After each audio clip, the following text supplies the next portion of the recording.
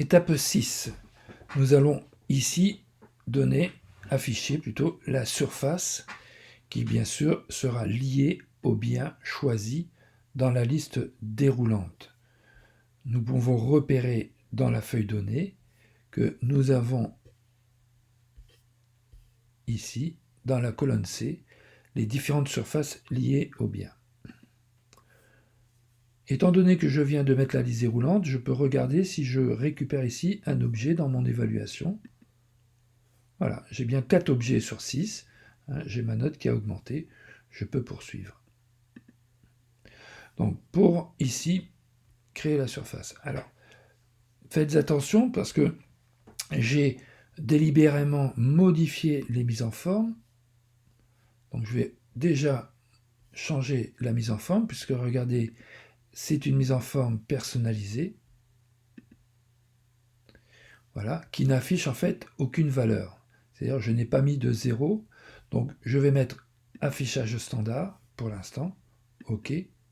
Auquel cas, si vous ne mettiez pas affichage standard, vous ne verriez aucun résultat lié à la fonction. Donc, maintenant, pour aller rechercher cette surface, eh bien, on va indexer par rapport à la valeur qui est ici. 8. Étant donné ici que c'est le 8e bien. Donc, on va appeler notre fonction index. Donc, index à partir d'une matrice. On va tout de suite aller chercher la matrice. Donc, la matrice, bien sûr, elle est dans la feuille donnée. Et on va prendre la surface. Toujours en faisant bien attention de ne pas prendre l'entête de colonne comme plage, comme dans ma matrice. Voilà. Je mets un point virgule et maintenant, je vais aller chercher dans l'interface le numéro de ligne qui correspond à mon bien. Donc, comme ma matrice, je l'ai définie qu'avec une seule colonne, je n'ai pas besoin, d'indiquer un numéro de colonne et je peux fermer la parenthèse et valider. Voilà, évaluation.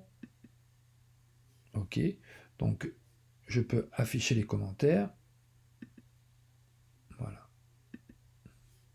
Donc ici, j'ai un problème de format, mais pas un problème de valeur. Ici, j'ai un problème de valeur et un problème de format. Donc, on va régler maintenant le problème de format. Donc, alors je vais supprimer les commentaires, ça sera plus simple pour manœuvrer. Alors, je suis bien sur la cellule E8 et je vais appliquer un format numérique sans décimale avec séparateur de milliers. Donc, en fait, format nombre. Si je veux paramétrer le format nombre, je repars dans Autre format. Et ici, je vais pouvoir donc paramétrer donc avec séparateur de milliers. Voilà, il me manquait ceci. Je ne prends pas de décimales. Donc, je vais enlever les décimales. Et je dois maintenant écrire l'unité de mesure qui n'est pas indiquée. Donc, pour rajouter l'unité de mesure, je vais mettre ici guillemets, espace, mettre. Alors, je suis sur le Mac et je ne sais pas où se trouve le petit 2. Donc, ce n'est pas grave. Pour l'instant, je vais mettre un guillemet pour pouvoir quand même valider la chose. Voilà. OK.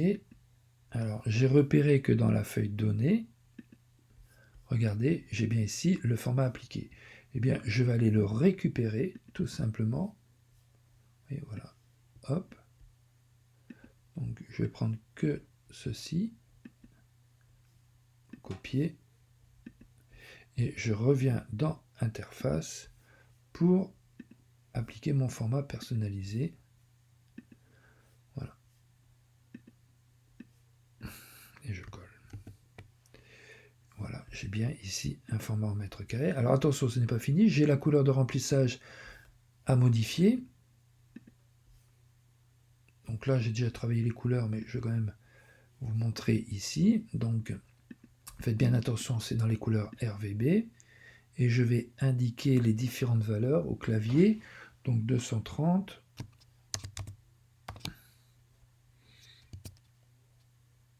250 et 250. Ok, je vérifie, c'est bon. Alors, ici, j'ai besoin d'un alignement horizontal centré. Donc, les alignements sont ici. Voilà. Et terminer avec une taille de police 14. Donc, ici, je vais mettre du 14. Voilà. Je vais évaluer pour vérifier en affichant les commentaires. Voilà.